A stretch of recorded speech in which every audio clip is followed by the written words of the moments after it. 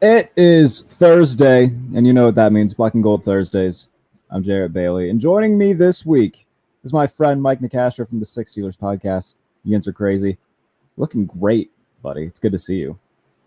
J Bay, what's cracking, man? Do any other people call you J Bay? No, but I really like that you do. I feel like you probably get a lot of JB, but I like J Bay, that like the A Bay Bay song. Yeah, dude, that's cracking for a exactly while. what came into my head when you said that. We're on the same wavelength today. This is going to be a good show. You got to change your handle to @J Bay. I don't know, man. It's been the same thing for a very long time. I don't know if I'm going to commit to that change. Fair enough. Sort of like you just said with your hair off air. Yeah, no, it's a very simple cut, but we're thinking about just saying to hell with it and get rid of it. But we'll see. I got a show to shoot where I got to look good. So, regardless, yeah, the Steelers, OTAs, everything in full swing. We're in June now, so just closer to 2 months away from camp. But yeah, we're getting closer. We're getting closer. And that brings us to potential guys that could have breakout years or better years than people are anticipating, maybe flying under the radar. To start with this, we can talk about George Pickens. I don't think he's necessarily flying under anybody's radar. If anything, he's expected to take this big leap this year. The thing with Pickens is, he's very good at making these contested catches. He's proven that he's a very good downfield guy. It's, can he become a more refined route runner? And if he does that, sky seems to be the limit for number 14. I totally agree. And it's a good thing that the skill set he lacks at, which is route running, is something that can be improved, right? Yeah. We're not saying he's too slow or too small, right? Or his hands aren't great. A lot of times that doesn't change in the NFL. Route running is something that can absolutely be changed. A lot of times I think it probably comes with maturity and growth as a human being, simply understanding route concepts, how more difficult they are in the NFL compared to being at Georgia, when it's just like, hey, dude, you're better than everybody on this field. Just go long or go wherever the hell, like flag football, and I'll throw it to it and you're going to catch it. So I expect that to improve, no question, significantly in the future. Whether it's this year is to be determined.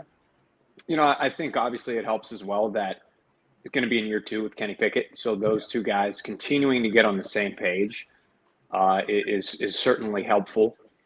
But listen, there's no doubt in my mind George Pickens has all the tools to be an elite receiver in this league. I do worry a little bit about the separation challenges.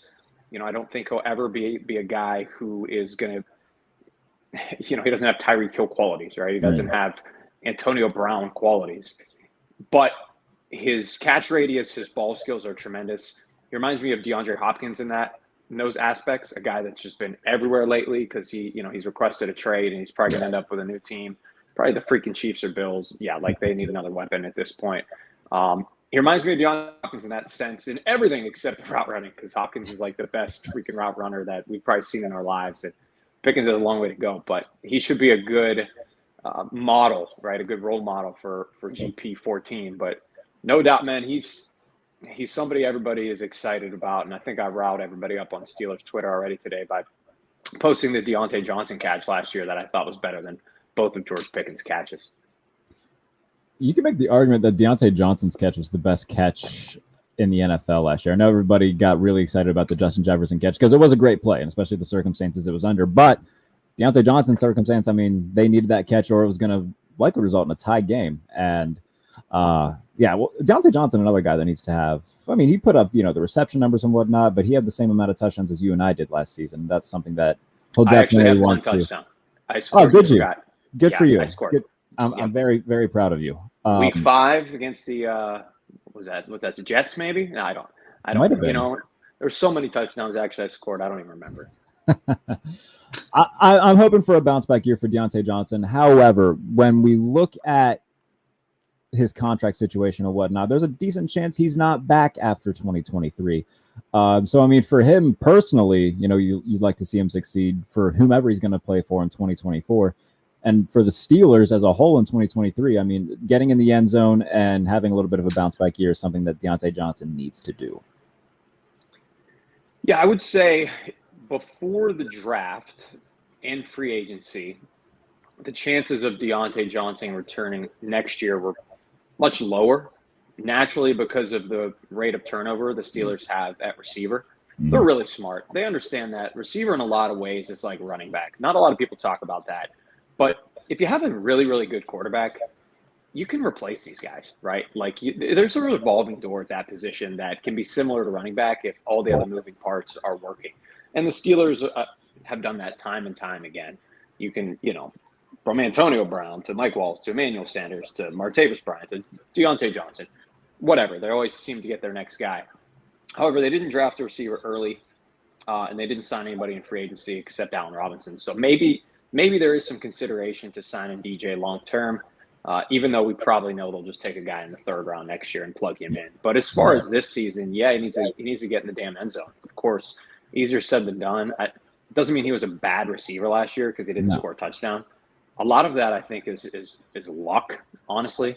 And Kenny Pickett had 7 touchdowns. So I think when you extrapolate that data, not many guys were getting in the end zone. It was not just Deontay Johnson. So I expect him to have another good season. His stats were still great across the board, except that 0 touchdown, which obviously everybody likes to hang over his head. But I think he did have 1 touchdown that was overruled that should have been a touchdown. Where he got his. What game was that? Was that Patriots, Jets? One of the two. Oh, which game was that? The Jets one was one that he had caught in the end zone from Mitch, and then it was taken off the board because his feet weren't in. I know that. There was one in the back of the end zone, like Willie Mays kind of it a little bit. I think it was against that was the Jets game then. Might have been the Jets. Might have been Mitch then, But so I'm giving him 1 touchdown. How about that? That's fine. We can stick with the offensive side of the ball real quick because when we talk about the run game, I think it's going to be similar to like the 05 team where they're just going to lean into running the ball now. The offensive line is pretty revamped and looks like it's going to be a good unit. And they've got 2 guys and Najee Harris, who you look at his numbers, like, back-to-back 1,000-yard seasons, but it's been somewhat of an up and down go for him over the last 2 years. Jaylen Warren, an undrafted guy last year who proved his worth very early on and has become a fan favorite. I'm excited to see what both of them can do behind this offensive line that on paper looks much better than it has been in the past few seasons. You said it, behind an improved offensive line. Yeah. I think it's tough to really give Najee Harris a fair evaluation based on the first 2 seasons. First season, shit offensive line, decrepit Ben Roethlisberger, right? You draft a guy in the first round. I know it's not a great pick. We all understand that. But you draft him there with your 40-year-old quarterback and your terrible offensive line. Every single defense knows what your plan is, right? You're going to run the heck out of the ball. Tough to evaluate that season for him. And he caught it, I think, 70-ish times. So a good receiving season out of the backfield. Year 2, he came in with that foot injury last year. He had some plates in his feet. I think really tough to evaluate him based on those first handful of games as well. Had a really great end of the season last year when it seemed like he was finally getting healthy. I'm a firm believer in Najee Harris as a top 10 running back in the NFL, and I think he's going to prove that this season with more consistency in the offense, with another year with Kenny Pickett back there, with guys like Samalo up front, protecting, making holes in the run game instead of Kevin Dotson. I compare him a little bit to Terrell Edmunds in the sense that he gets knocked all the time just on base where he was drafted at. Like if Najee's a fourth-round pick, if he's a fourth-round pick, listen, we can all acknowledge you don't take a running back in the first round, right? You just don't do it. It's stupid in today's NFL when you have guys like Jaylen Warren who are an exact reason why you don't do it. But if Najee is named Bob Harris and he's taken in the fourth round and he comes in and he produces the way he does and he catches 80 passes his first year and shows this ability to stiff arm and break tackles, people are like, damn, what have the Steelers found here? This guy's a great future. Yeah. But because he's taken where he's taken, you expect him to immediately come in and be Emmitt Smith, Walter Payton, Jim Brown. And that's not the case. It's too bad, but it doesn't, for me, make him not an elite running back. I don't think Terrell Evans was an elite safety, but he was treated like he was the worst player in the league just because he was a first-round pick, but he was incredibly competent. So once again, I'm on a tangent, but as it pertains to 2023, been some talk about Steelers using both of these guys in the backfield at once. Intriguing, not so sure considering they're somewhat similar. They're bruisers. I don't know if you're going to put like one in the slot like Atlanta is going to do with Bijan Robinson. But I'm excited too, man. I think though an RB3. Who's the RB3? What's going on there? Yeah, who is the RB3 right now on the depth chart? I don't know if I could tell you because Benny Snell's he's not there. Anthony McFarland not there. Those are the guys that we've been accustomed to. I was talking to somebody about it the other day and thinking about it a little bit. It's two undrafted rookies right now. Alfonso Graham and Jordan Byrd, who's kind of like a receiver, kick returner hybrid from San Diego State. Okay. But it's interesting because it's not a position that, like, oh my gosh, let's talk about the Steelers' weaknesses. Nobody's going to throw out running back 3 right away. But look what Jaylen Warren was last year. He was running back 3 and had to play a pretty significant role. So we'll see. That's what preseason is for. Find out if, this guy Alfonso Graham or Jordan Byrd can, their production merits that position, RB3. If not, it could be another sneaky position the Steelers look at in free agency. But I don't think it's going to be a Zeke Elliott. You took the words right out of my mouth. I was about to say Ezekiel Elliott to Pittsburgh confirmed. Well, it's because you're wearing the same earring as Zeke. That's true. You guys got the same earring vibe, bro. We've got the same style going on. Yeah, low key. It's very very subtle. Sticking with the offense though, we've got a pair of tight ends that have high expectations this year. Pat Freiermuth, who has quietly been very very good, and I think year 2 with Kenny. Hopefully this chemistry is even greater. That you utilize him a lot more in the passing game, and his numbers continue to rise. Darnell Washington as well. I just want to watch this dude play, man. Like, he's an alien, and I'm excited to see how much they utilize both those guys on the field at the same time in 12 personnel, how much they do it. I'm very excited to see, obviously, Pat Freiermuth because he's become, a reliable option in the offense. But Darnell Washington, man, I might be a little bit more excited about just because of the unknown aspect of what we're going to get. Dude, I feel that. I totally feel that. I was talking to somebody yesterday who was at training camp all day, and he calls me, and the first thing that comes out of his mouth was like, Mike, Darnell Washington is huge. He's like, you've seen the tweets, you've seen the videos, you've watched his highlight clips. He was just like, Mike, I can't even explain how much bigger he is than the rest of these guys. He's calling him Mount Washington. I'm sure that we've heard that great nickname about, but he needs to be Mount Washington at this point, right? That's Mr. Mount Washington to you. I'm excited as well. I want to send this message to fans, however. Obviously, everybody's over the moon with this kid, but, with great ability comes great expectation sometimes. Sure. Darnell Washington is not an NFL tight end who's going to go out there and catch 10 touchdowns with 70 catches and 500 yards. Right. That's not his role on this team, right? He's like he calls himself the 6 O-lineman. He's going to, help the run game tremendously. And then he'll, of course, make some plays sparingly from time to time. But I can already see it, man, like week 8 Steelers Twitter. Darnell Washington has 15 catches? Yeah. Matt Canada, you freaking moron. Throw him the ball every play. No, they didn't even do that at Georgia. They had Brock Bowers, who kind of similar to Pat Freiermuth in a 2 tight end set, where he's the receiving option, and then Darnell Washington in the red zone and out blocking. He might be the most impactful Steelers rookie, not named Jones or Porter, that doesn't actually touch the ball, right, every play. So I think Darnell Washington is going to be amazing, and that does not reflect how many passes he catches or how many touchdowns he scores, because he is a 6 offensive lineman, and they're not often glorified, right? The big uglies. Right. So I think that for me is really important to keep in mind, that he can be amazing without being this classic pass catching tight end like Heath or Pat. But it's going to be fun to see. Pat is elite. He's a safety blanket. Kenny Pickett's best friend, chain mover on 3rd down. Don't expect that to change even with Allen Robinson in town. And then Washington is the guy I'm most looking forward to watching this preseason on the field. When preseason game 1 starts, I'm watching Big 80, right? And I'm watching Akeem Butler too. That's the other guy. Those are the 2 guys I'm most excited to watch. I had a thought in my head, and okay. So when they get down during this regular season, inside like the 5, I want to see them just use him in a million different ways. Line him up at fullback, run little jet sweeps to him from the tight end spot. They did something similar with George Pickens against the Saints, where he ran an end around and he scored a touchdown on it when they were close to the end zone. Do that with Darnell Washington. No one's tackling his big ass on first contact from the 1. Like, there's a variety of ways they can utilize him in the red zone, but especially inside like the 10, inside the 5. He can be used in a multitude of ways. The stats might not look godly, like you said, but I'm very much looking forward to seeing what he does. A guy who's been in town for a few years and had somewhat of a breakout year in the first half of 2022, Alex Highsmith, with a full season, hopefully, of TJ Watt being healthy and garnering a lot of attention.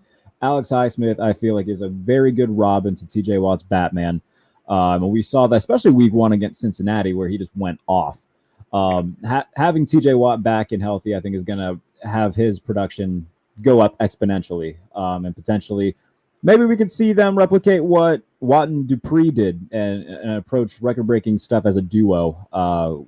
Again, TJ Watt's health is, becoming somewhat of a big if in recent years, but that if, it could be something special if both of them could stay healthy and produce.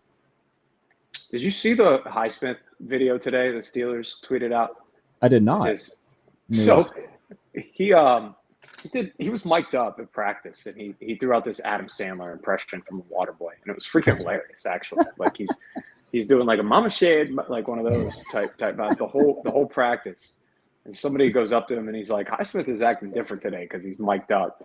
Every time I've talked to Alex, he's like this super cool, calm, like understated, monotone guy. But that was funny. So anybody that's watching right now, go check that out. I think it's been retweeted a number of times. I was going to say, I Jarrett must be in space today. He must be in space today if he hasn't seen that yet.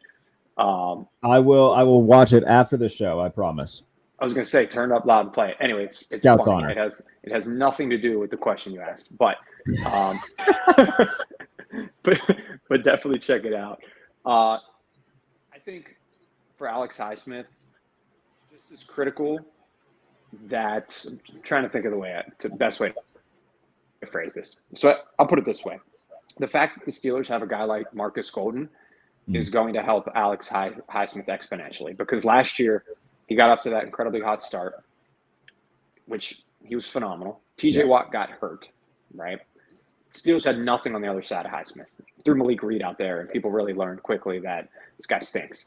So if TJ gets hurt, right, and Alex is still producing at a high level, they have outside linebacker depth, right? Hopefully, as long as Golden stays healthy. And then I think you see Highsmith continue to produce at that elite level and potentially, get into the higher than double-digit sacks total than he had last year. Maybe you're talking 13, 14 sacks. I think he's really good. I think his contract situation is interesting because I think the Steelers in a lot of ways feel like they can replenish at outside linebacker the same way they replenish at wide receiver because they look at that. They did it with Highsmith. He's literally the same example. Bud Dupree didn't pay him. Highsmith comes in, takes his spot, performs pretty damn well. So I think there's a part of the Steelers that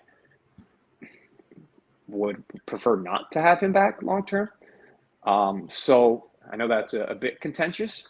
If they hear his Adam Sandler impression, they'll definitely want to up that annual average and maybe keep him around a little longer. But I think a couple things can be true. One, he's a really good player.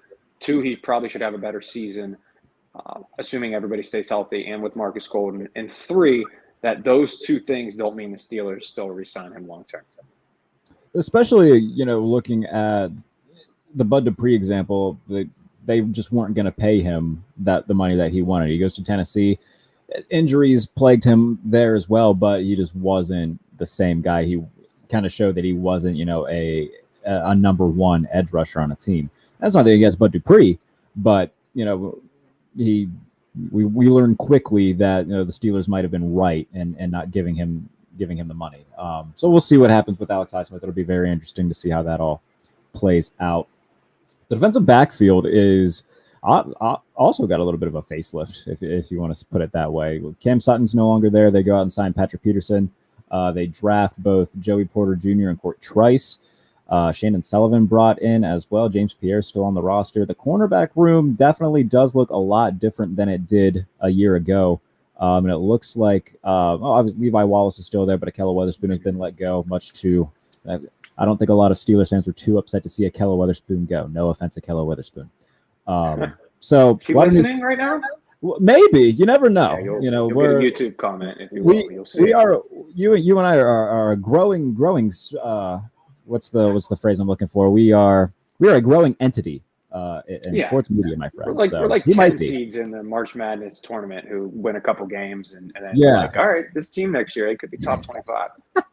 That's a perfect example. But yeah, a lot of new faces in this cornerback room. What do you make of it? I know that a lot of people were upset to see Cam Sutton go, myself included, but seeing how they kind of reloaded and whatnot, it's definitely building for the future. With a good mentor and Patrick Peterson there, who I think still has, a good year left in him. Well, not elite cornerback play, but solid enough to be a respected starter. Yeah, for sure. Sorry, I got a hair in my eye. Literally. No worries. And I agree with you with Patrick Peterson. He has at least a year left. To a degree, reminds me a little bit of when they brought in Joe Hayden. Yep. Granted, Hayden was a little bit younger, but that was my favorite move that I had seen from Kevin Colbert and that leadership in a long time. That was when you were like, the Steelers don't do these type of things. You kind of threw your hand up in the air and were like, what the heck just happened? And Hayden was great. I thought he was absolutely awesome as a Steeler, and hoping Peterson still has a lot of juice left in the tank too, and can once again be a guy who forces turnovers and creates turnovers like he did last year in Minnesota. I think the cornerback room is solid.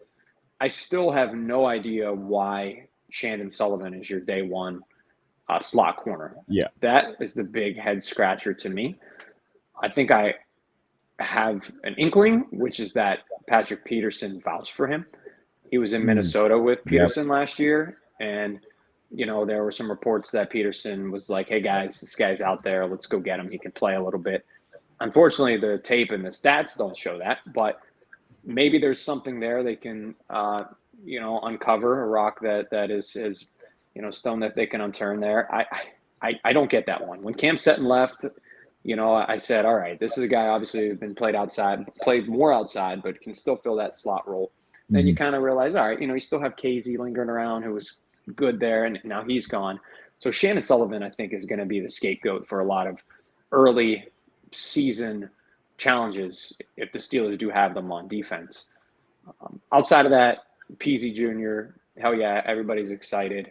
He's got the length, still needs refinement, and hopefully Peterson can help him there. And I think Levi Wallace is kind of the unsung guy in that room. He was pretty consistent last year, solid player. Sometimes those guys, you just need them, right? Kind of once again can throw it back to Terrell Edmonds in that sense. I don't think he's going to kill you like Akella Weatherspoon did a lot last year. Thanks, Nelson. But he's also, oh my gosh, that was the game where I scored a touchdown. The Patriots game. No, but I think that ultimately at the end of the day, Levi won't kill you, but he's also not going to impact the game the same way like Pat Peterson can. So I think the corner room is slightly improved, maybe-ish. It's tough to say when losing Cam Sutton, but Joey Porter, Patrick Peterson. If I would have told you, I'll throw this out there, I guess. If I would have told you before free agency, say I would have came to Jarrett Bailey and been like, hey, here's what's going to happen. The Steelers, I haven't thought about this. The Steelers are going to lose Cam Sutton, but they're going to sign an aging Patrick Peterson and draft Joey Porter Jr. You can only pick one. Oh, man. I'd probably take option B, to be perfectly honest with you. I could see an argument for either side. Yeah. I probably would too. Yeah. No. Cam Sutton, he's built up a lot of rapport with Steelers fans because, he was the reason why Mike Hilton wasn't brought back, because they thought so highly of Cam Sutton. They believed that he could fill that role, and then he gets moved to the outside. Was kind of a guy you could rely on for, okay, if we need somebody inside, we can put Cam there. If we need him to play outside, though, we know we can do that. So he built up a lot of rapport with Steelers fans, and I was a big Cam Sutton guy. I was surprised when they didn't bring him back. But the fact that they get Patrick Peterson, not only do I think that he still has at least one solid year left. They got him for super cheap, man. Like, so I can kind of see where they're coming from in that aspect, where they can get a veteran for, nickels on the dime and draft a guy in Joey Porter who they see as being, their future starting cornerback, like their future CB1. They also brought in Corey Trice as well. Don't sleep on Corey Trice. I think that he could be just as good, if not better than Joey Porter Jr. When all said and done. I was very happy with that pick. As a guy who watches a lot of Big Ten football, I knew who Corey Trice was, and I was ready for that. So that was A+ pick for me, man. I'm looking forward to seeing that. Sick. Yeah, I didn't know much about him, but one of the a couple of people I've talked to at camp once more say he looks the same as Joey Porter. That's what they say. They're like, this guy is same height, same appearance, has the length. Obviously, he dealt with those injuries, but yeah, I've never seen so much hype around a 7th-round pick. I guess outside of Chris Oladokun. What a pick that was. I'm excited about the defensive backfield, though. You pointed out the Shannon Sullivan thing. It reminds me a lot of a couple seasons ago when they had Minka wearing so many hats on the defensive side of the ball because they had they were rotating, whether it was Trey Norwood, they tried Arthur Millette. They kind of eventually settled on Millette at that nickel spot. James Pierre was there for a minute, and that made Minka Fitzpatrick have to do so much more. And everybody was like, why isn't Minka Fitzpatrick, being more of a difference maker? Well, he's having to do a lot more. He's not able to just sit back there and ball hawk like he usually is. So I hope that doesn't become what happens this season if Shannon Sullivan struggles. I hope that they bring in some sort of insurance policy where, some sort of competition for him and not just, kind of have him be the nickel by default, because that could lead to similar problems that we saw in 2021. The safety room outside of Minka, what are your thoughts overall? I think you just made a really good point in that you don't really have another ball hawk back there. Yeah. If Minka does have to play slot or closer to the line of scrimmage at times, that's Keanu Neal's job now, right? Keanu Neal is the new Swiss Army knife to a degree, right? A little bit of some of that Mollett. And I'm sorry, earlier I said Casey wasn't here. I meant Mollett. So he's some of that Mollett vibe. Just caught that. So, I think you want Keanu Neal to do what he does best, which is, he's a force to be reckoned with. He's a good tackler, does play well there at the line of scrimmage. And of course, if he does all that well, it allows Minka to hang back and play center field. Trey Norwood, who knows what you're going to get with him. First year, really good. A lot of room for optimism. And then last year sort of fell off the planet. Very similar to kind of what happened with James Pierre, his first year. I know it was a year earlier than Trey, but James' first year, I think, was the COVID year of 2020. Got a lot more playing time near the end of the season. Yeah, and we were like, this guy, the Steelers have really found a hidden gem. He's going to produce, and then kind of nothing after that for a while and struggled. So we'll see what we have with him ultimately. We'll see what they have with him. I saw your tweet the other day, by the way. You retweeted it. I never do that. You can't call your team we or you can't. I saw that, and I just did it, and I caught myself. I never do it, by the way.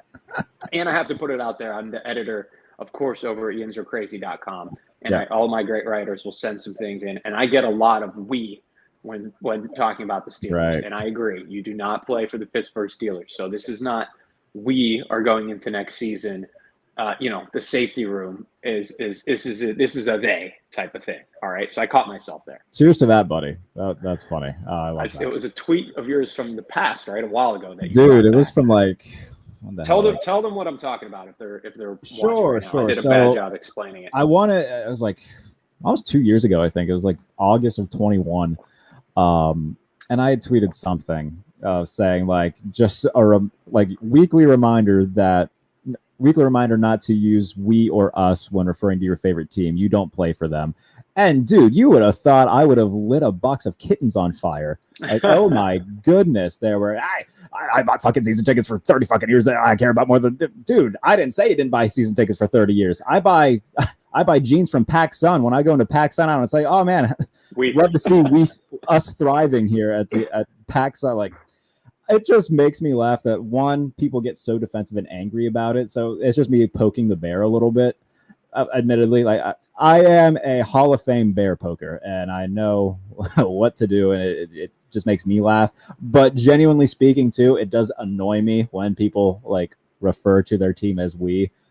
Just a weird pet peeve that I have, and I like pointing it out and irritating people when it comes to that. So, but yeah, the reaction I got to that, like some woman told me I deserved a wedgie in the comments, which admittedly is objectively funny. But if you're buying PacSun shorts, you might be just getting one anyways. Maybe. I'm wearing PacSun shorts right now. PacSun yeah, dude. Kicking? Grove City Outlets. Hit them up. You're keeping them alive? Good. I think I might single-handedly be keeping PacSun in business because I do enjoy that store. I get told that a lot with Arby's. You're an Arby's guy too. Love Arby's, and people are like, "How do they stay? Is Arby's staying in business?" Arby's is the best fast food chain in the world. It's tremendous. It's best fries first and foremost. Absolutely. Sneaky good chicken tenders, but I go roast beef classic. I'm not the guy who goes there. I'll usually get a number 2, just a plain roast beef. They had a deal like in October. It was 5 for $5. Yeah, that's a steal, bro. What the hell? Their gyros are good. They make a great Reuben. Like Arby's knocks it out of the park, man. I love Arby's. I tell you what, when talking about Arby's, we're going to say we from now on. Absolutely, yes. Arby's is a perfectly fine we. I will fly the flag of Arby's until the day I fucking die, bro. My sister got me an Arby's shirt for Christmas. I can't remember what it says. It's in the other room if I would have brought it. That's tremendous. But it says something like I'm one of the few Arby's supporters or something. And I haven't worn it. Sorry, sister, but it's funny. I'll get an Arby's flag and put it in the backdrop. I don't care. I love Arby's so much.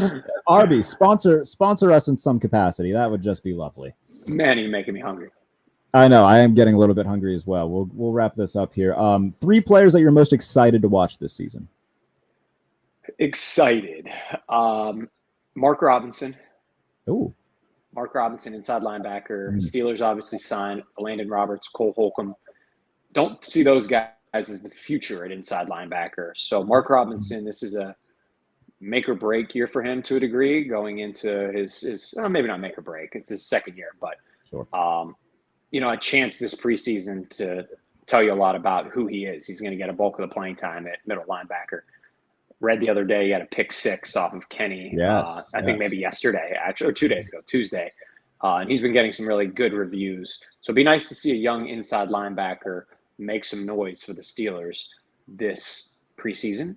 I'll also go with Calvin Austin III. Even though I'm not a believer, I think the word excitement still applies. Sure. Because I'm excited to see if he can prove me wrong. And I say that just because guys with his track record have generally not fared all that well. You don't really see 5'8", 5'9" wide receivers doing things like fans are going to expect him to do. This isn't a dude who's going to run by you on a 60-yard, bomb and catch it and run into the end zone. This is a gadget dude, like kind of a, Rondale Moore for Cardinals, Wan'Dale Robinson for the Giants. You might 4 catches for 30 yards and see if he can have some wiggle. But I think the expectations for him are way too high. He's already 24 years old. Very much. Didn't even play a game last year, had a Liz Frank injury. People think he's going to come in and set the world on fire. I'd be surprised if he catches more than 30 passes this season. Can be on record there, putting that out there. He's a 4th option. But I'm excited to see if he can prove me wrong, like I said, because I haven't seen him on the field in black and gold. Let me second that too. Because I very much agree, and I think that's a great point that you just made. Show me in the history of the NFL where a 5'8" guy had 100 catches and was just – the Steelers fans need to calm down. Okay, he can be a very good – what's the depth option? He could be a very good role player. If he kills it in the return game, cool. Then you have a good returner who's a 4th option in the offense who could be somewhat of a gadget player. You try, a fun little jet toss during a game. Calvin Austin could be that guy to get you a few yards on it. That's great. That can be his role. Expecting him to be a 90-catch guy, calm down. Yep. Very much. Tavon Austin? Oh, yeah. Dude, if he's Tavon Austin, that's kind of a win. I'll take, early career Tavon Austin. I feel that, yeah, but just kind of another example of exactly, yeah. Once again, it probably goes back to where he was drafted. That made him a bust. But I think of a guy like Jakeem Grant. That's a good example. Punt returner who's a good punt returner. I think he was a Pro Bowl punt returner. Might, at his peak, could catch 40, 50 passes for you. But that's the guy you're going to get. You're not getting this crazy good slot option. You're not getting Julian Edelman out here coming in to take over the set the Steelers offense ablaze. Anyway, so those are two. So most excited. We already talked about Darnell Washington, so I don't want to touch on him again. So I'll go with Hakeem Butler because we a lot of hype around Hakeem Butler. There's a lot of hype around Hakeem Butler, and I think for good reason. His measurables are also off the charts, similar to Mount Washington over there, just physically imposing. Has some speed, some length. Do you think he makes the final roster? Gun to my head, yes. Okay. Yeah, I'm gonna say he does because I think there's a chance the Steelers could keep 6 receivers. Miles Boykin will be specifically for special teams kind of again. So I could see Gunner being an odd man out. So I guess I would have – what would I have then? Deontay, Pickens, Austin, Robinson, Butler, Boykin. Okay. So I think I don't know. He just seems like one of those guys who was with a culture and organization in Arizona when they were pretty far down. Very bad. Who was the quarterback when he was there? I don't even know. What years was he there? I don't know. That's something that I'm intrigued. I could pull up. Like, it was before Josh Rosen, I think. That would have been like, oh, goodness gracious. But it wasn't Kurt Warner, but it was like. They had a lot of guys between then. It was like a lot of Kevin Cobbs, John Skeltons. That's my point. The fact that we can't even name it right now is exactly my point. Like, he was a Was it Carson Palmer? Yeah, but I don't think he even played with Carson Palmer. He's only 27, so he would have came into the league. And this is when, you know how it goes. People will be like, you guys have to research this? Well, yeah, come on now. When you've got guys who have started, 4 games and were never heard of again, then that's pretty not great. Also, I mean, he had a broken hand as well. Yeah. So he was hurt. Didn't really have a quarterback. I can't find it. Anyways, he's only 27, so he's still young. Plenty of time for turn his career around. But it goes somewhere where I think the culture kind of sucked. They gave up on him early. Bounced around a little bit, and I think probably due to injury, never was able to regain his form. Did regain his form, maybe in a pony league, but still looked great out there. He just seems like one of those guys that I wouldn't be shocked if we were like, okay, this culture, this organization was the right fit for him to turn his career around. And, I'm not expecting him to be a Pro Bowler, but do I think he can make the team and play well? If there's some injuries, I do. So I'm excited. Man, this preseason, Darnell Washington and Hakeem Butler, watching those two big-ass freaking, transformers on offense is going to be so much fun. Really is. I would love to see some sort of set where they put Hakeem Butler in the slot on the same side that Darnell Washington is playing tight end and just like laugh at the other team. Be like, all right, good luck. Have fun. Your ninth cornerback's going to try to cover this. Have fun. Good luck. We would need a Godzilla gif. I mean, they would just be fantastic. Top and defenders. Like, that would be awesome. They can reach anything on the top shelf. Joey Porter Jr. too. Get you a cookie jar. All right, I'll give you my 3. Jaylen Warren. Just because like the things that we've already pointed out, the offensive line is going to be much better. They're going to utilize both of those guys. If they find a way to have a set where they have both of them in the backfield, it's going to look very old timey with like a split back set and 2 tight ends probably. But I would still be intrigued to see what they draw up if they do try something like that. Regardless, though, he'll have his fair share of touches, and I'm excited to see what he can do with it. Especially because last season, like there was a time where he was the best running back on the Steelers roster. So I'm looking forward to seeing how they utilize him in year 2. I am excited to see what Allen Robinson provides to this team. I think that he was another guy who just kind of got thrown into a situation where on the surface, the Rams were a good place to go, but Stafford's elbow, all the injuries, kind of the stars and scrubs way of building their roster finally came back to bite him in the butt a little bit.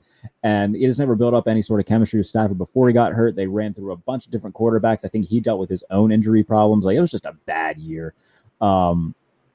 You look at the quarterbacks that he's played with as well throughout his career. That's always been the trope that's followed around Allen Robinson. You can make the argument that Kenny Pickett might be the best quarterback he's ever played with, like, outside of Stafford last year being hurt all the time, which is certainly saying something. I'm excited to see what he can provide as a veteran leader, a third option. I think that's going to be fun to see for Allen Robinson. The disrespect to Blake Bortles. Wow. The boat. Wow. The boat. Blake Bortles. Wow. There was a year. Blake Bortles. I of the year. 35 touchdowns to 18 picks, I believe, was Blake Bortles one year. I could have the touchdowns wrong, but I'm pretty sure it was an absurd amount of touchdowns. And I'm going to look that up in the meantime.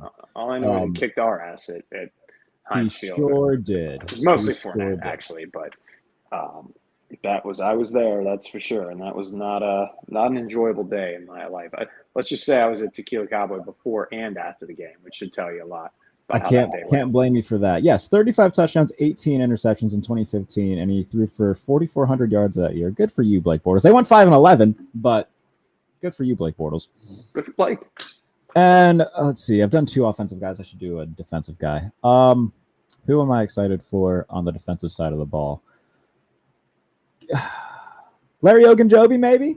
Why not? Okay. A defensive line guy. Yeah, I think he'll be someone on the defensive line. One of the, whether it be him, DeMarvin Leal, who Isaiah Loudermilk, maybe. Like one of these young guys are going to be kind of vying to be next in line to play on the defensive line. Cam Hayward is as good a leader as you can have at that spot to coach these guys up as good as he is. But yeah, one of the defensive line guys, I'd like to see them kind of take command and be, a definitive future option. So I'm excited to see how they attack that in preseason as well. Am I missing something? Did they draft somebody on the defensive line that I'm just completely Keanu Benton? Yeah, I got a Benton. Okay, so another guy that we can throw in there. Herbig as well at linebacker. Like there's a bunch of young guys on this defense that are going to be trying to prove themselves in preseason. And I've never been this excited for a preseason in my life, dude. I hear that. Yeah, and maybe, you know what? I would have said I'll say the same, I guess, because I'm such a diehard Pittsburgh Pirates fan that they consume a lot of my energy in the summer. I'm sorry. And so now that they have, of course, fallen off a cliff, I'm swaying more back to the Steelers naturally because they're on the field and at the facility. But there's still a sliver of me that's not letting it go just yet. Like, I don't blame you. Game out of the division lead. McCutcheon is still raking. So I have not allowed myself to have some of my transition into football mode. Right. Decrease from my Steelers preseason and excitement to increase because I'm usually linear like that. Can only have so much excitement, So I'm getting close. I can't believe when I saw, I think a Schefter tweet on Monday, it was like 100 days till kickoff. And I was like, 100 days? Oh my, 100 days? Like, I'm getting some Arby's, man. Let's go. Buddy, this is a lot of fun. I'm glad that for any time that we get to do something together, it's always a good time.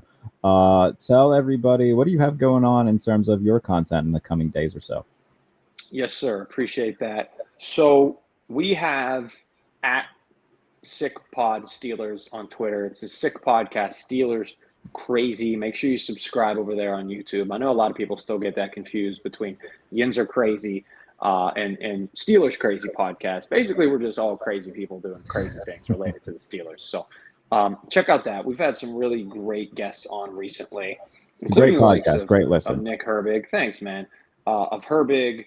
We have had on, we had Tyson Alulu on last week to talk about his future. He gave us some awesome Kenny Pickett quotes. This week, we're having 2 undrafted free agents. We like telling the stories of these guys. We just do. Not a lot of people get to meet them.